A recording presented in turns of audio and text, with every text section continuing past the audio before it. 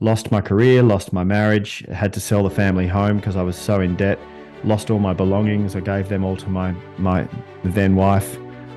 What I did manage to keep were my two sons 50-50.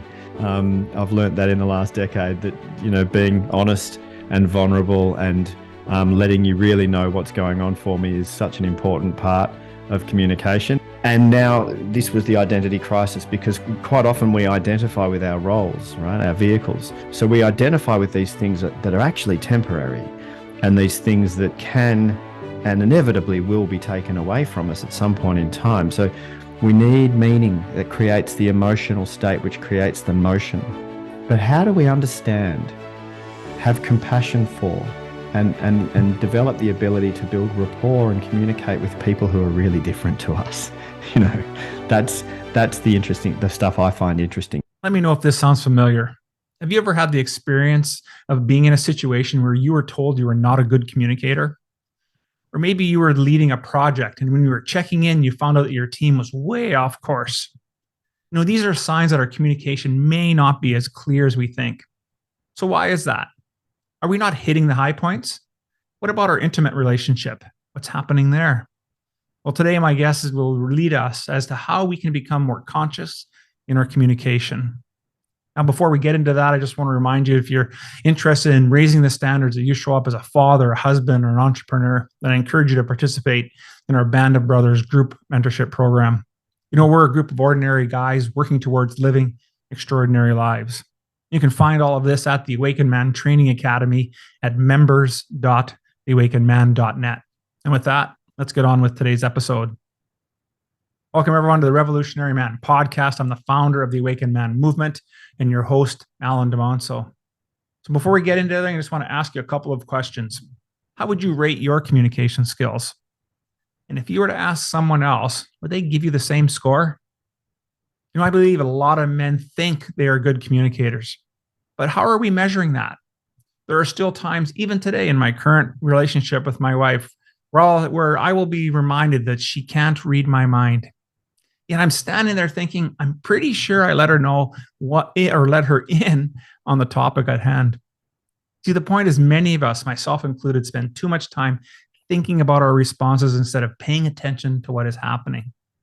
Now, this is more than just practicing active listening skills.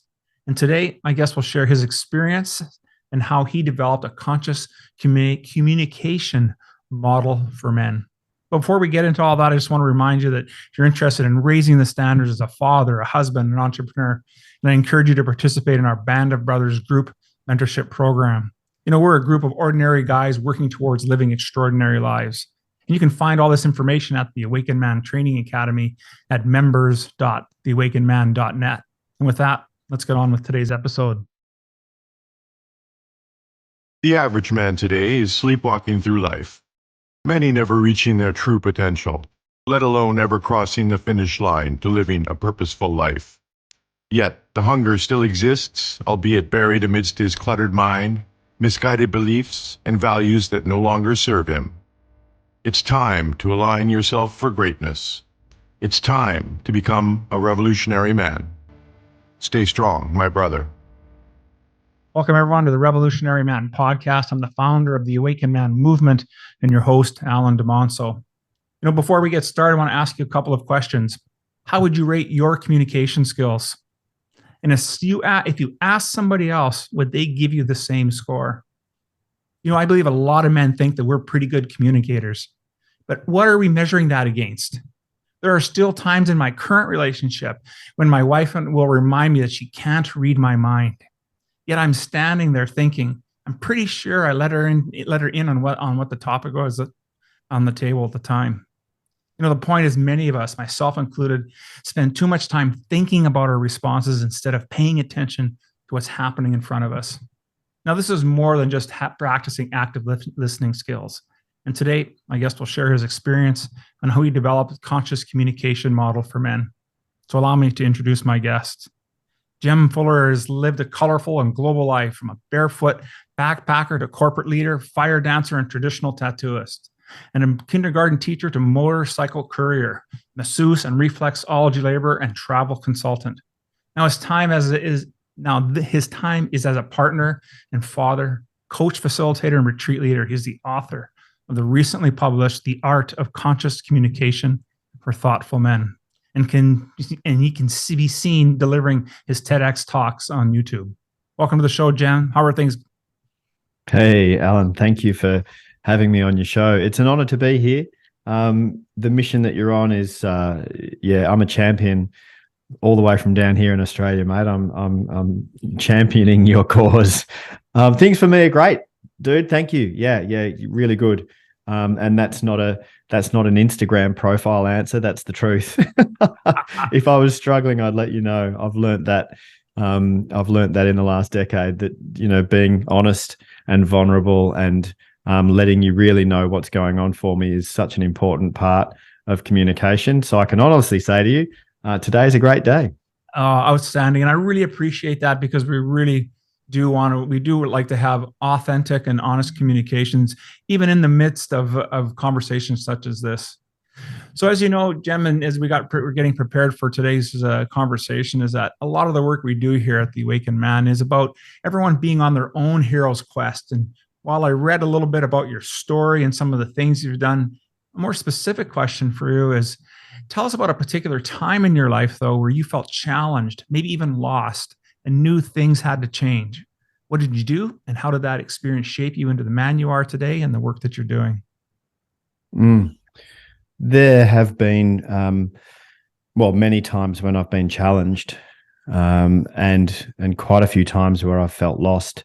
However, the biggest of all of them was in my early 40s, and people refer to this experience in someone's life as a midlife crisis, which I guess it was. However, with reflection, it's almost 10 years ago now.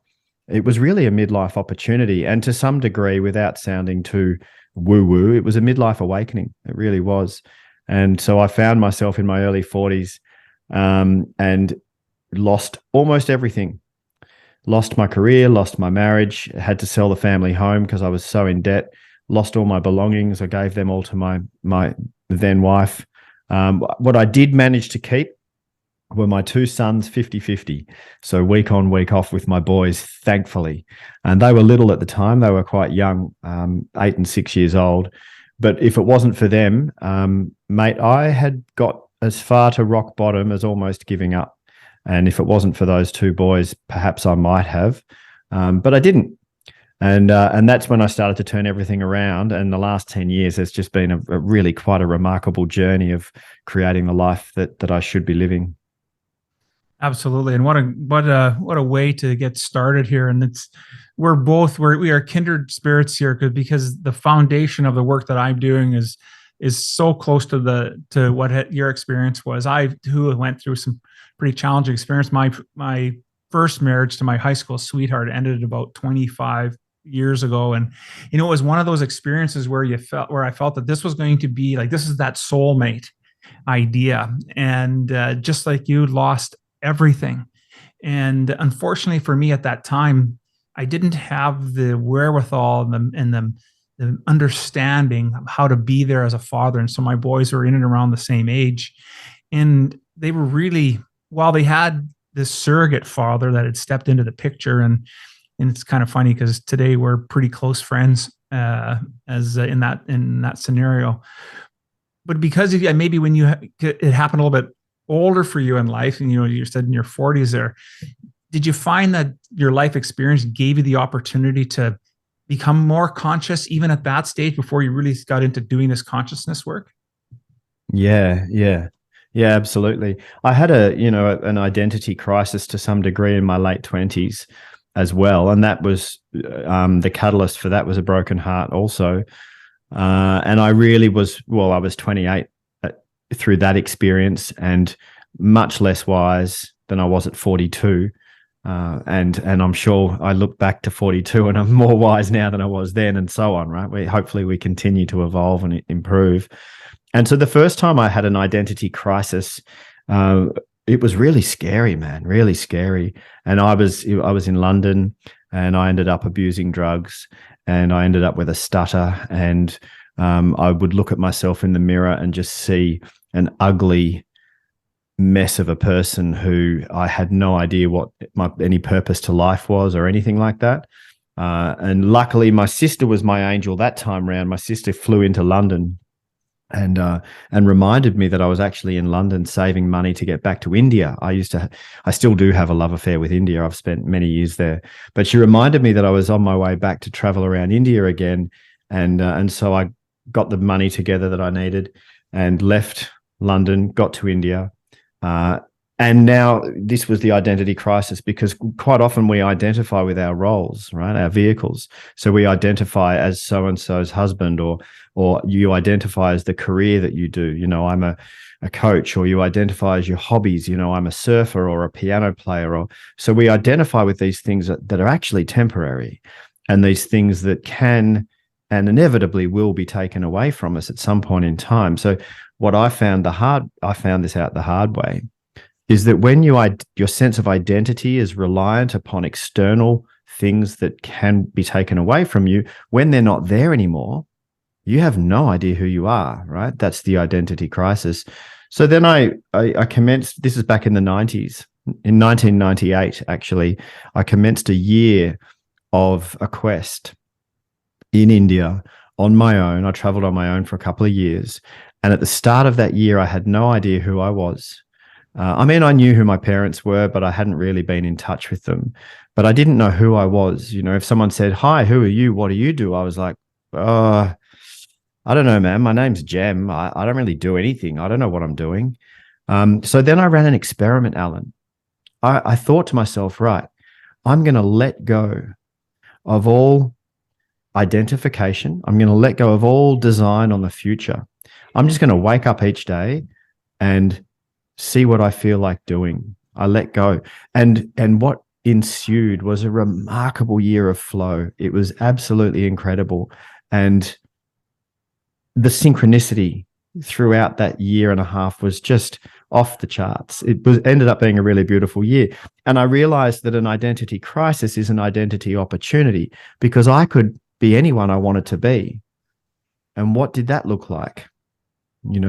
So this opportunity to say, well, I choose to be a person who is kind. I choose to be a person who is generous and open-minded, or whatever your values are. Yeah. So that was the first time I started to play around with that, and then I became a father and had kids and got into a marriage, and I had to go on the quest again, man. I had to lose myself again in the stuff that we get told we should be doing, right, by society. So I had to get lost again and find myself again. But it's all part of it, right? Oh, 100%. I think there are no accidents in life, right? We take these journeys, and that's why I really like the idea of the hero's journey, not just the big one, the from the time we're born to the time that we die, but it's those small ones like you're talking about. It's those little mini pieces that are happening in our life. Even if we looked at it from the decades of our lives, 20s, the experiences and the learning, and even going back to in childhood. And some of us were raised with some trauma, and then how that starts to play out in our adult lives. We just get into these repetitive behaviors or this repetitive decision making. And men are, what I really find so exciting about doing the men's work and doing this work is that so many of us men just don't do this work. And when we start to do it, because the work is truly in the wound. And when we start to poke at that and we can handle that challenge, man, that we just like the word you used, awaken. We just totally awaken to the possibility of all these things that we've said no to ourselves because we're no longer identifying.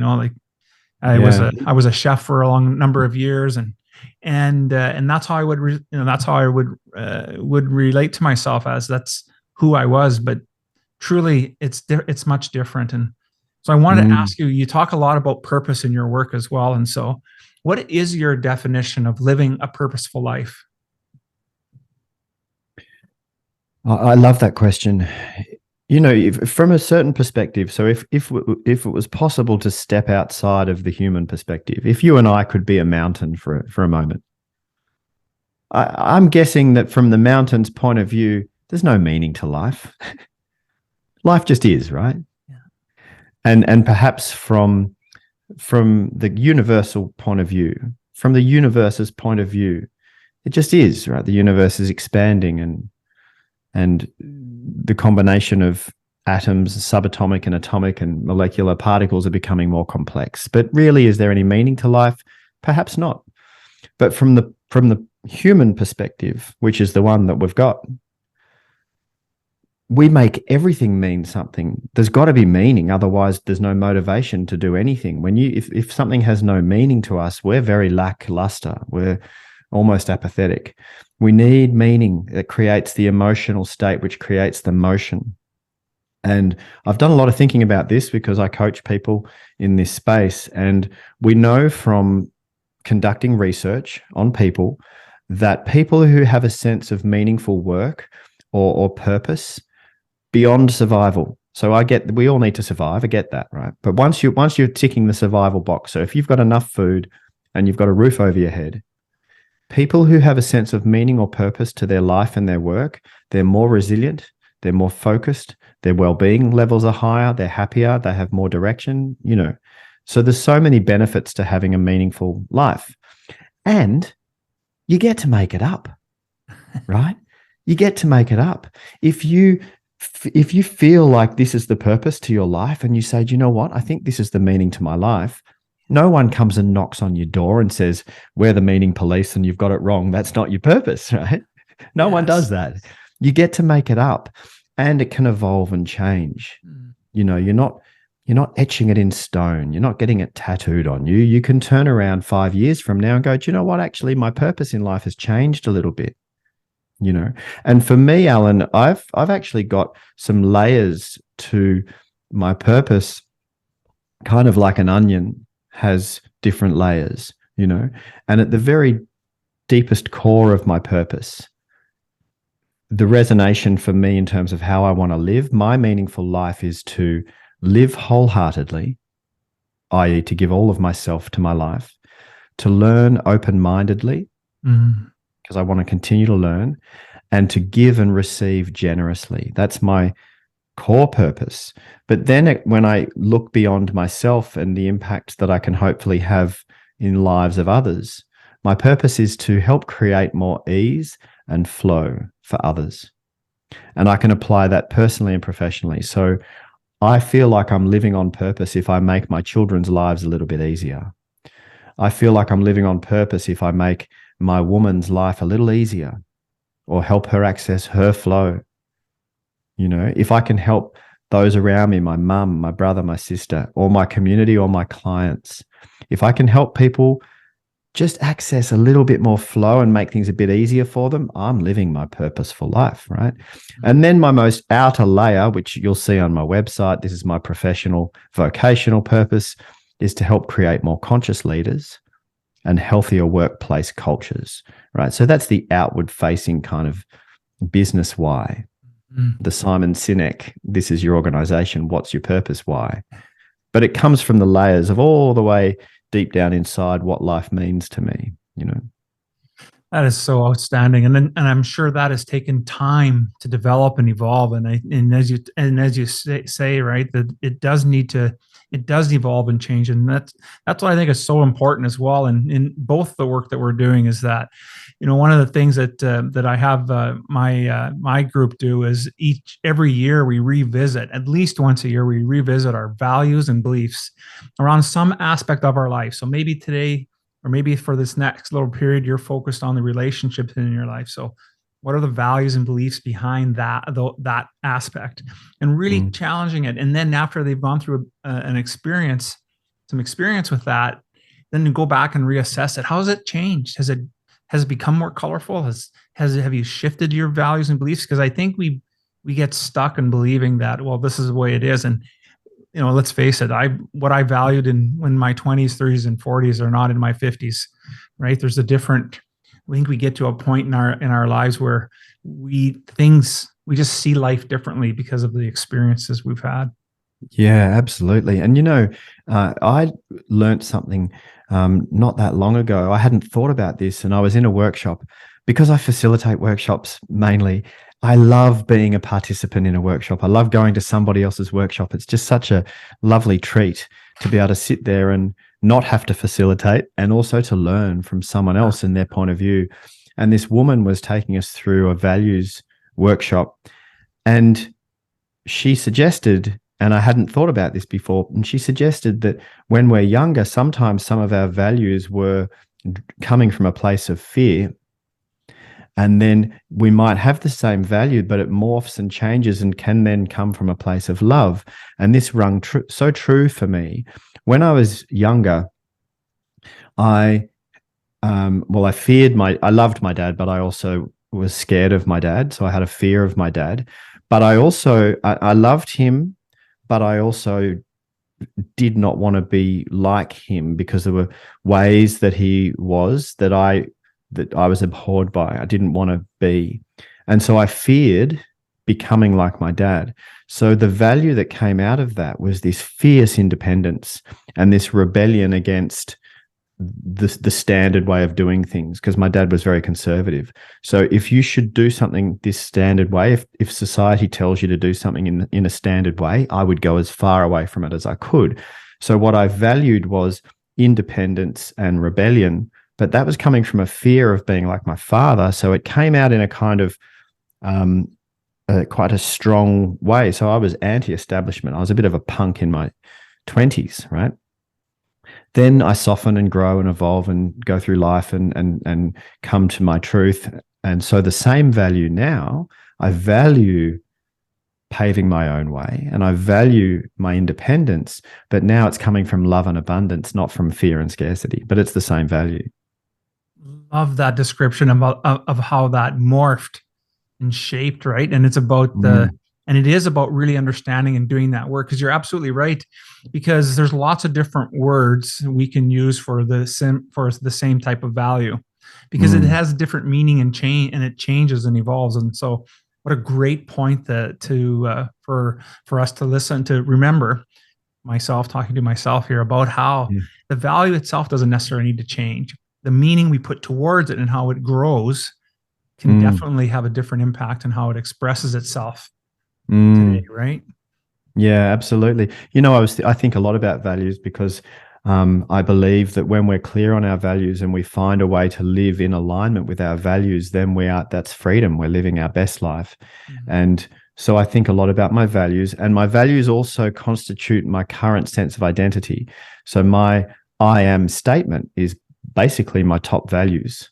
One of my values is generosity. And until recently, for me, that meant giving, which I still believe is wonderfully important. To give generously but I've realized recently, and I just actually updated my mission statement when I said to you before, part of my purpose is to give and receive generously. That used to be to give generously. And I realized, hang on, if I'm not receiving generously, I'm cutting that equation in half. My ability to give is capped by my ability to receive, because they're part of the same symbiotic relationship. And so I've decided that I should get better at receiving. So now when I say I give and receive generously, I'm hopefully wiring, well, I know I am, I'm wiring the neurology that will help me be better at receiving. Absolutely. Well, and we're dovetailing into the next piece I want to talk about, because you do a lot of I see your work being very spiritually grounded as well. And so what I hear you speaking about right now is really about enacting the law of reciprocity. Right? And that means we have to be willing to not only give, but to receive, to allow and accept the gifts that are coming to us. And so you said you have this love affair with India, and a few years ago, a good friend of mine who's an Indian fellow here in Winnipeg, he's a very spiritual gentleman, and he was teaching some classes, and he mentioned the Mahabharata, and so I thought, oh, I'm gonna get that. I love to read now. I didn't as a kid. I'm gonna read that. That's a big tome, but I had such a deep spiritual experience reading that story. And I just wanted to find out from you, that you said you had this love affair with India. What is it about India that gives you that sense of feeling, and how do you shape that into the work that you're doing? Alan, that's such a big question, Yeah. and my mind just exploded. That's beautiful. India. Well, let's first of all say that India is can be very dividing. Some Westerners go to India and have a terrible time and hate it. Some Westerners go to India and have a wonderful time and absolutely love it. I fell into the latter category. The cities in India can be quite confronting, especially for someone who's not from there. Once you get out of the cities, it's completely different. And India also is, almost 300 different countries on one continent. There's 270 something completely different languages. So it's many different places. But what is a kind of a constant theme all across India is that despite religion, which is, dogma, there is a sense of spirituality. There is a sense of reverence to us being part of a greater system, us being part of a collective, and they live a practical spirituality. They make pujas regularly throughout the day, which is really, on one level, you could look at them and say, well, it's a religious ritual. But my experience of them is that it's a practical remembering and reverence to the fact that the actual fact that we are intrinsically and inseparably a part of the same system. We're all in this together, and our ego, our sense of identity, comes from a place of duality, of separation. Like, I'm here in the center of my world and I'm separate from everything around me. So I look at you, Alan, and I go, we're separate. We're two separate men and we're not the same and we're not connected. We might have things in common, but you're you and I'm me, right? Mm-hmm. So that's our ego. That's an illusion. The fact that the idea that you're separate from everything is a complete illusion. I mean, as we breathe, as we eat, as we drink, as we smell, we are constantly in flux with the physical world around us. And that's not even to start going into the energetics and the quantum physical mechanics of things. That's just the pure physical. When you smell a rose, you are inhaling particles of that rose. We are very much all intertwined and connected. And so I'm interested in a practical spirituality. I'm interested in remembering that it's not all about me, it's about us. And how can we communicate more effectively? How can we, and I know this sounds a bit woo-woo, but how can we raise the level of consciousness, the vibrational level of consciousness, so that we can just improve humanity? And I think a spiritual sensibility is the way for us to improve humanity. Whereas an egoic, separate, it's you against me, that's keeping us stuck in a kind of aggressive, warring, scarcity type situation, where I think we need to move towards abundance and connection. Yeah, I completely agree with you. And I personally don't see it as woo-woo at all. I think that is the evolution today that men are going through. And I think, and I'm so grateful to see that there's so many different types of men's groups and work out there. The work that you're doing, even though it may not be strictly focused on the men's work, but for men doing this work, I think we're understanding that the model of what it meant and what it means to show up as a man is broken. It's served its time, and it's time for us to really explore the other attributes and be able to accept and allow the entirety of our being, as opposed to just what we've been spoon-fed and through society and movies. And like, look at the size that the UFC has evolved into, right? Like, it's every month, every week, there's stuff going on, and that's, so much of our lives are based around that aspect of what manhood is about. And it's such a small play in it. We need to have more conversations like we're doing today about what does it mean to raise the consciousness of men in order for us to show up and still be that strong provider for our families, still be that to preside over top of our families, but in a, I like the mythological aspect with Moore and Gillette's work there with King, Warrior, Lover, Magician. And I just fell in love with the idea of that centered king, being strong in the position, and also so much giving. And when I hear you talk, Jem, I go, like, you have that, like, in spades. Your alignment is just so authentic. It's just phenomenal. Oh, thank you, Alan. I believe that in the future, so let's go with the more optimistic, hopeful path, because there's certainly plenty of possibilities. Mm-hmm.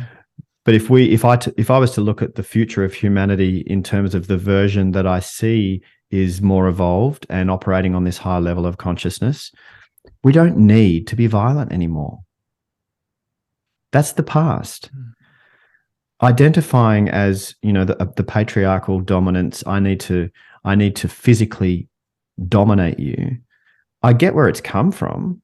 I get that. And I know why it's deeply ingrained in us. I get that. But that's not the future I see for us as humanity.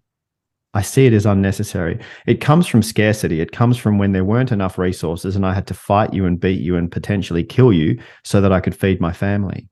We don't have to do that anymore. Right? And all of the ridiculous prejudices that we have, where I'm going to want to dominate you because of the tone of your skin color, or crazy stuff, right? Or because of the way that you choose to practice your version of spirituality, which is different to mine. So therefore I'm going to persecute you and try and dominate you. This is archaic. It's old. And so when men come to me and say, no, I need to be a strong warrior, I say, I get that. I'm a strong warrior too. And I never have to hurt anyone. I provide for my family really well. I'm a foundational rock for my woman. She feels completely safe with me. Yeah. And I take her with me. And we are very conscious about our masculine and feminine dance. Yes. But I never have to be violent. And I think that's the way forward for humanity. I completely agree with you, and I think listening to you talk about it, and as I talk about masculinity and how we show up in my work here, it's really, I always have the image of the samurai warrior. The skill and the ability to do great harm and damage, but the mental strength, the spiritual strength to be able to know when to use it, how much to use it, with who to use it. And having that at play. And I think that's that bringing that balance back in. That's that whole aspect of who we are as men. And that's really our work to do. And that's how I see some of the stuff you're doing now. I want to get into your first book a little bit, and then we're going to finally get into talking about, we are talking a little bit about, conscious, conversation, but I want to talk a little bit about what matters most. You wrote this book a little while ago. And you walked us through how to have conversations, and you talked about, though, in four key areas of life. I wanted, if you mind sharing what they are, and to maybe provide an example of what you're talking about in the book. Yeah, sure. This work came from the retreat that I designed, and I first started running in the Himalaya in Northwest India, and then took the same content to a different context in Bali. We run the same retreat in Bali, and then also here in the deserts of Australia. And the four conversations that I thought would be helpful for people to have and to contemplate and to dive more deeply into was a reconnection to self, so a functional sense of self. And as much as our sense of identity, the ego, as much as it's an illusion, I think it's a necessary illusion. We necessarily have to have some sense of being an autonomous agent in the world, and whether it's an illusion or not, that I have some sense of free will and that I have some responsibility and some agency over my decisions and the way that I live my life and treat other people. So it's important to have a sense of self. So we have a whole conversation around that. We have a reconnection to being a part of the greater system. So as much as that it's functional to understand myself as an individual, it's also a wonderful ability to be able to remember that I'm a part of the greater system and to access flow more easily, and we can actually get better at improving our sensitivity to whether we're in flow or not, and course correcting a little bit so that we get back in flow. We're way more, we operate way more effectively when we're in flow, and it's more enjoyable, right? So I talk about, the second conversation is about being a part of the greater system. The third conversation is about purpose. It's about a meaningful life. And what could that be for you? And how do you language that? How do you vibrate with that purpose at the forefront of your mind and then go and do good work? And then the fourth conversation is around a reconnection to others. So we're talking about understanding people who are behaviorally very similar to you. That's pretty easy. But how do we understand, have compassion for, and develop the ability to build rapport and communicate with people who are really different to us? That's the stuff I find interesting. So when you meet someone and you go, wow, I do not get you. How are you even operating? You're so foreign to me. That's just behavioral and personality stuff that we can start to understand the code, the matrix of human behavior. And so I share some of this code and help people understand others, which then essentially really develops our ability, like I said, to have deeper compassion, understanding, to communicate more effectively with each other, to connect more authentically. So yeah, that's the fourth conversation. Well, that is outstanding. They're all great conversation, but it really resonates with me is that your last part that you talked about, reconnection to others, especially the ones that are not like us. And because how many times we probably experience that, I don't know. I think that's probably we experience that type of misconnection more than we do the other one, because especially if you're unless you stay at home and you keep your group pretty tight. I think for a lot of people, there will be lots of those opportunities to experience what's driving that feeling for you. Why is it that why is Jem triggering me right now? Like, what's going on? Is it why? And when we can start to look at that and really unpack that work again, we can, I think we show up with more compassion. Yeah. I really think the goal of your work can show up with more compassion. And then when we have more compassion, it's just natural for us to be more open and to hear what's being said. Yeah. Yeah. Compassion doesn't mean that you need to agree with people. Compassion doesn't mean that you need to condone or approve certain behaviors. If there's a suicide bomber who straps explosives to themselves and they go into a restaurant and blow themselves up to kill other people to go to be with Allah, I have ultimate compassion for that person. I really do. That doesn't mean I agree with what they're doing. It doesn't mean I approve of the behavior. The unconditional love that I feel for them and the compassion that I feel for them is that they were someone born into a situation who got raised and bought into some really, really dumb ideas. Yeah. And they knew no better. They really didn't know any better. Yeah.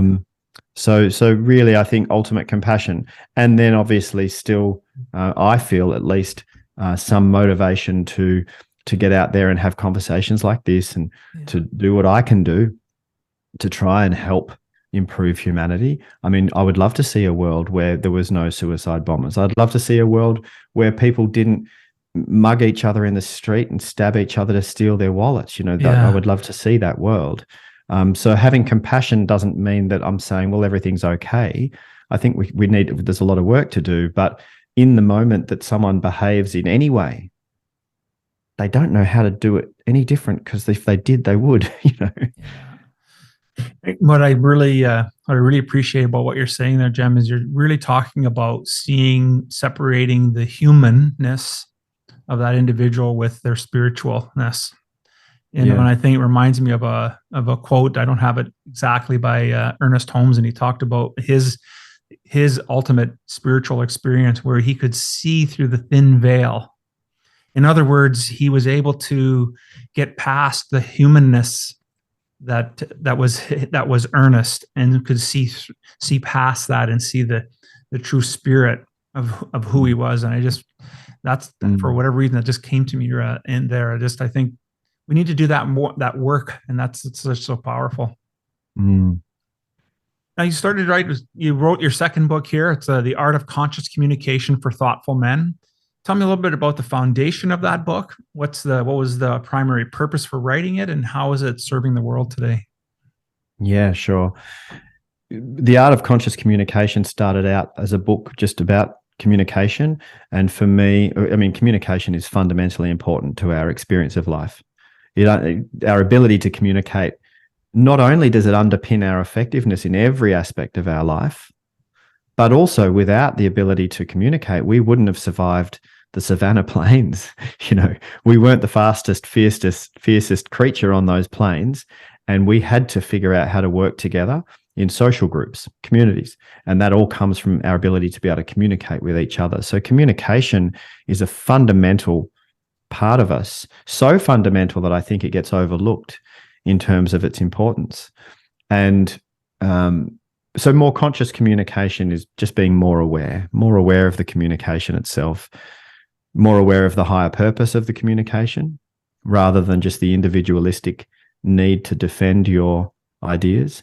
More aware of the other person and how they receive and perceive and then project information, more aware of the greater good, more aware of yourself so that you can see when your ego is perhaps getting defensive and you're getting blinkered and closed-minded in a situation, more aware of yourself so that you can breathe and loosen your grip a little bit and let go and seek to understand, right? So just becoming more conscious in the communication. So I wrote a book about, I had started to write a book about that. And then I engaged a book writing mentor here in Australia. And she suggested to me that I needed to pick a niche and write for a more, I think you guys say niche, a more niche audience. And she suggested to me, she said, I think men could do really well with this book right now. And I agreed with her. I've been sitting in men's circle here in Australia for 12 years now. With a group of men round a fire monthly, and I thought, yeah, I think that's something that I'm passionate about as well. So then I started to write the book specifically for men, and funnily enough, Alan, women are the ones mainly who are picking it up off the bookshelf and reading it and emailing me and saying thank you for writing this book. They're getting a lot from it, and then they're trying to give it to their husbands or brothers or sons and trying to get them to read it. So there's a bit of a conundrum there in terms of men really need the help, but don't go looking for it. And then I've become even more and more passionate about upgrading this brand of man, this brand of what is it to be a man especially in our cultures in Canada and the US and Australia, because our boys are born into, they very much were, it's changing, but still to this day, our boys are born into this patriarchal structure, the same as our girls are, right? We're all born into this patriarchal structure, but for a boy, they get told, toughen up, harden up, suck it up, man up. Boys get told, don't cry like a girl, right? Wow. So we're creating generations of males who have excommunicated themselves from their emotional self, which, by the way, newsflash, men have access to emotions as well. But we're teaching our boys to cut themselves, to amputate that part of themselves. Yes. And so then we wonder why we end up with generations of men who can only either express ecstasy and joy when we get a touchdown, or complete rage and anger when it builds up and up and up and up and up until we just explode. Yeah. Right? But there's nothing in between except for just switching off and feeling calm nothingness, Anyway, so that has a whole host of problems with it, including the fact that 97% of the violence, both domestic and global violence around the world, is perpetrated by males. Mm-hmm. There's a whole bunch of other statistics that come out in this way. The way that females get treated by males, which to a large degree is not acceptable and not okay. But this all stems from the cultural indoctrination problem. Absolutely. So I've got two sons. My young men are just about to turn 19 and 17 at the time of recording this podcast. And, I've done everything I can do as their father to encourage conscious communication, and it's far from perfect, but it's a lot better than what I had when I grew up. I couldn't talk to my dad about any of my anxieties or any of my rebellious reactions or anything that I was confused about. I couldn't really talk with him about. Whereas my boys tell me everything. And we talk about everything. So yeah, look, I think there's certainly improvement being made, but that's why I wrote the book. The book is there to help men and men who get told, because in my past marriage, my wife would say to me, "You're terrible at communicating." And she was right. She was right.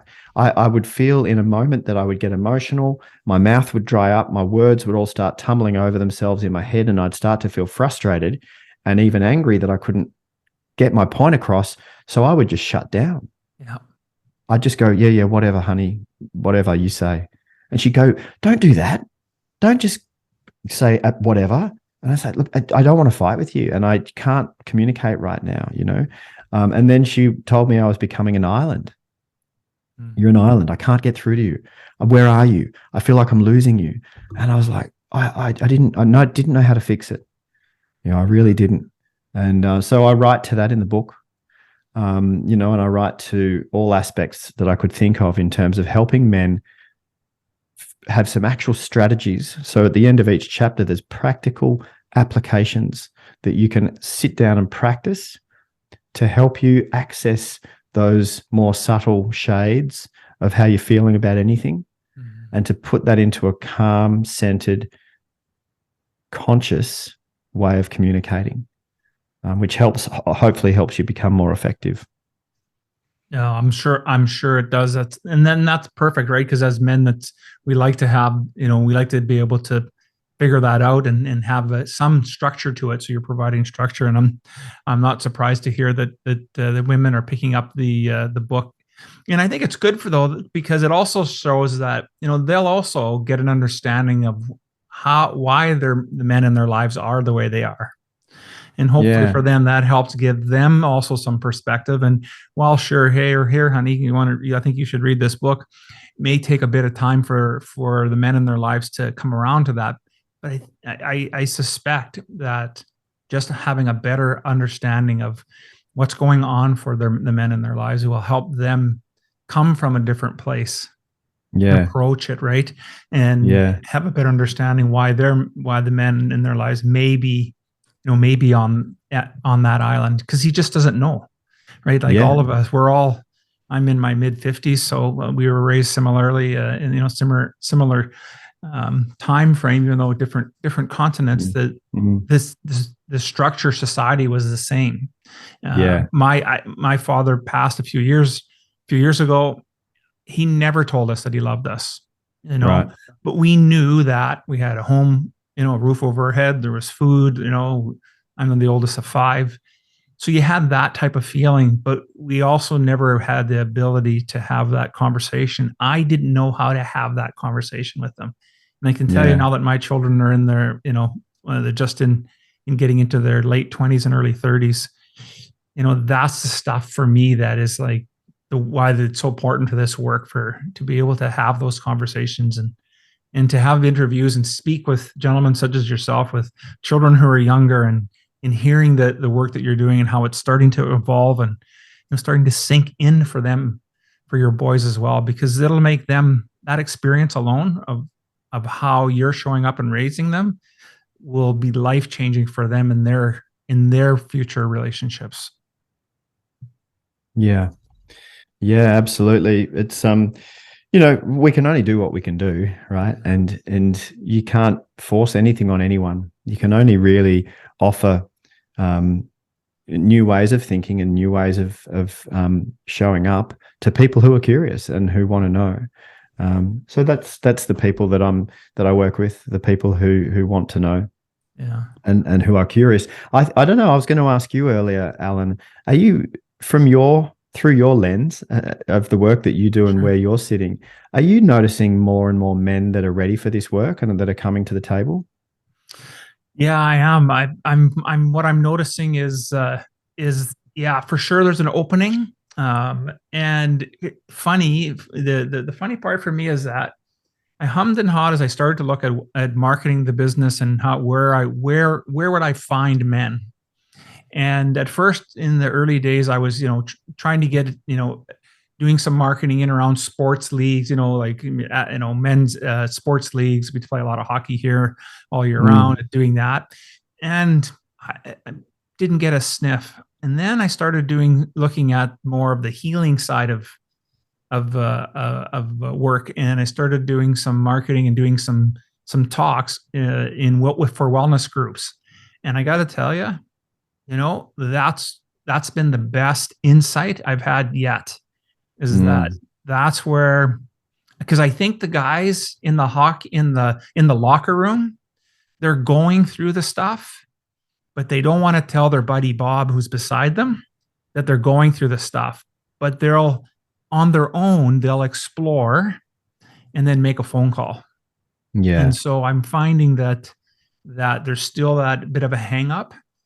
And it's about, and it was a little maybe unconventional, but it makes sense, because I think we're in a place today that, especially since going through COVID and, just the mental health challenges everyone's facing, that the guys are starting to wake up and understand that I'm fed up. Either my career's flatlined, my relationship's falling apart, and I've lost my purpose. I have why am I going to this job? Why am I in this relationship? And when they start asking those deep questions, they need a place to go. And so that's what I'm finding for sure. It's a great question. Yeah. Yeah. Thank you. It's reflected here as well. And, there are you were talking about the hockey, and here in Australia, the main sport here is Australian rules football. We call it Aussie rules. And it's a gladiator sport, and they've got no helmets and no pads on, and it's hard. So when you're out on you are a gladiator, and it's very, very physical. So it's an interesting balance, because when you get onto the field together, you are gladiators, and you've got to have each other's back, and you're hitting hard. And that's the sport, and it's a wonderful sport. I love it. I love the sport. Yeah. However, we've had some really great leaders in this personal mental health space working with the clubs, coming in as psychologists and coaches and personal coaches, and that working within this space around how do we find the balance between being a human being who we have our vulnerabilities, we have our anxieties, we have our worries, we have that stuff. How do I balance that and then still be able to get on and play a really hard game of football? So it's an interesting conversation, and one that I'm so glad that you are facilitating to have, because having these conversations, even if there's one dude out there listening to this who goes, wow, I would love to have someone to talk with this stuff about, because part of my healing, Alan, I pushed all of my anxieties into one place that I was very ashamed of for many years, which was sexual intimacy. And through the course of my marriage, I became sexually dysfunctional, and I was so embarrassed, and I was so ashamed, and I was so sure that every other man had their shit together. Excuse my language. Every other man had it together, and that I was alone and I didn't. And so I didn't tell anyone. This was a secret torture. Yeah. And it's funny, because for the healing to occur, I had to actually be able to share my vulnerabilities. That was part of the healing process. So when I started to have the confidence to talk about it with one of the men from my men's circle, and then gradually, bit by bit, then as I was talking about it, other men would come to me and say, you too? Yeah. Wow, I've had my own version of that. So then I started to do the self-work, and then I had my midlife crisis, and then I went to work on self-worth and all the stuff, and I healed myself, thankfully. Yeah. But it's interesting, because part of the healing process is that we need to have a place to go to be vulnerable and share with others, but specifically with other men, and to get over the shame and to realize that it's okay to be vulnerable, because we get taught, don't be vulnerable. Yeah. So, it's interesting, man. We need to, so to anyone out there who's listening, if you're going through stuff and you feel too ashamed to talk to someone about it, find someone who you feel safe with and share. Yeah. 100%, absolutely. And I think that's so key. And we each have our experience that leads us finally to that place where we need to start healing. And and really for me, it was dealing through grief and infidelity in my marriage. And it finally got to that point where I had to admit to similar challenges that you're talking about. And when you don't have somewhere to go, I did some grief counseling. We did some marriage counseling, but it's different when you still felt like, at least for me, I felt like I had to kind of hold back. I couldn't really release and let go of the as Jordan Peterson would call it, the dragon that was sitting in there, and I needed to deal with that. But I found that starting to do men's work, and there isn't anything in this area. I'm in Winnipeg, Canada, in the middle of the prairies here. There's nothing around here for hundreds of miles. And so I needed to create a space where men could come in where they would be guaranteed that they'd be free of shame, blame, and judgment. Because who are we to judge your experience and what you're going through? And so we have to create that space. We have to create that. And that's, the work that you're doing with the retreats and everything is giving that. And we're trying to do some similar stuff. We're doing similar stuff here in Canada. Yeah. Man, recently we had Men's Mental Health Week here in Australia. I don't know if it was global but we had it here. And one of my corporate clients, I coached the CEO and the executive team of this government department. And the HR leader asked me if I'd come in and give some of my time for Men's Mental Health Week. I said, yeah, absolutely, sure. And I said, how about the fee that I would normally charge you? How about we give that to a men's mental health charity? And so that's what we did. And nice. Anyway, so I had, how many? I think I had about 7 or 8 of the men from this government department in a room together, and we sat around in a circle. And I had already spoken with the CEO, and I said, hey, look, it'd be great if you felt comfortable enough to be a little bit, to lead with some vulnerability and to share of yourself a little bit. And he said, oh, absolutely, 100%.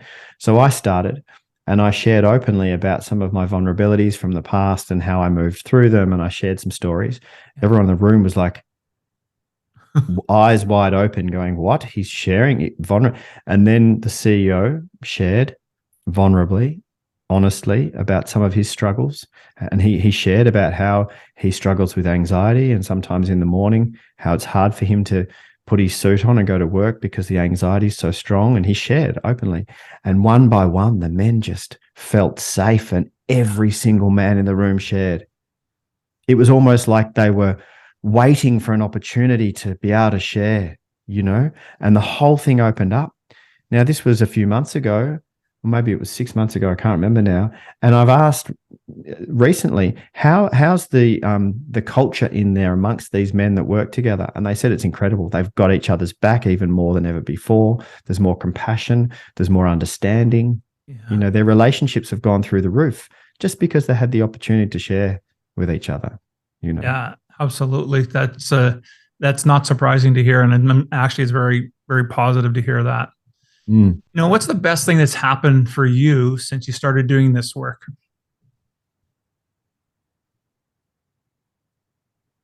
How to encapsulate that?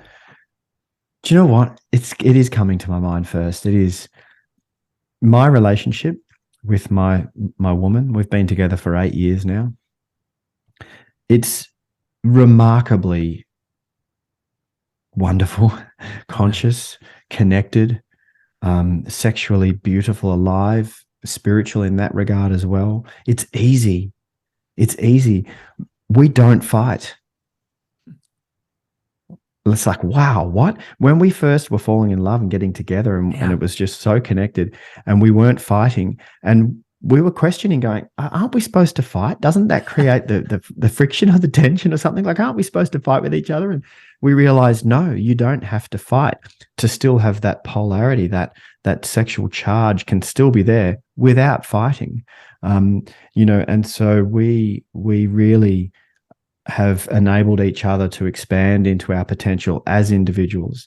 Yes. Maintaining that autonomy, but then also as a couple, really bringing the best out of each other. And oh man, I'm so grateful. I will never take for granted this relationship, because for 20 years I was in a marriage that just kept progressively going further and further south. And I spent time there where I had almost given up on life, where I thought, shit, I don't know how to fix this. And I had almost resigned to living a really unhappy, unfulfilled, toxic life, and maybe even ending it, And so to be where I am now, where my relationship is just ridiculously conscious and wonderful, I thank the lucky stars every day, Alan. I'm so grateful. And it's interesting because when that home relationship that you go to, whether it's with your partner or your kids, that fundamental relationship,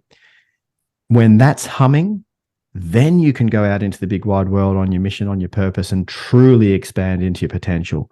Because what your home base you're returning to every night is just solid, right?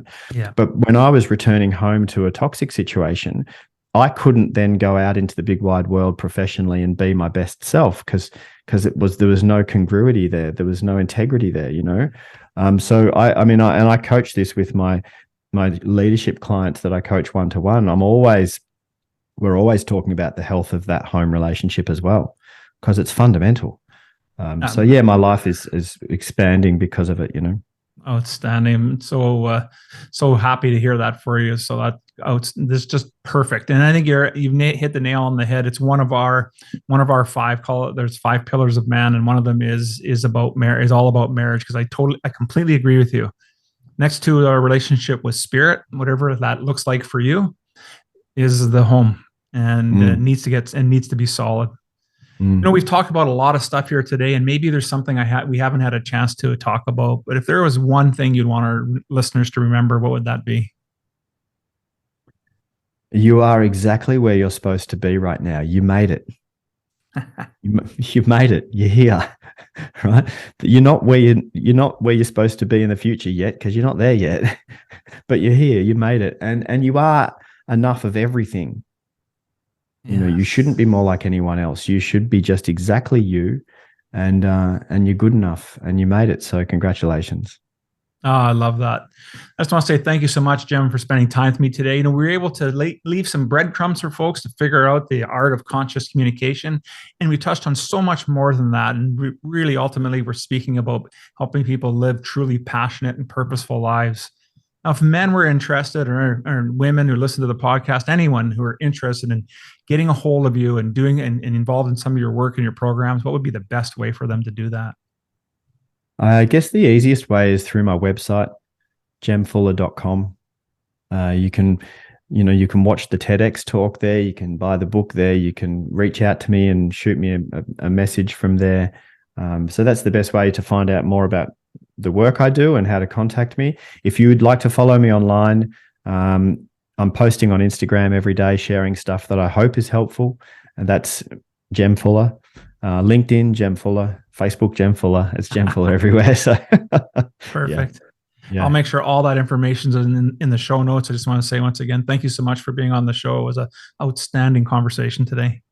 Yeah, Alan, I really enjoyed it. And thank you for the work you're doing. It's super important, brother. And I'm glad I could meet you and be on your show. Thank you.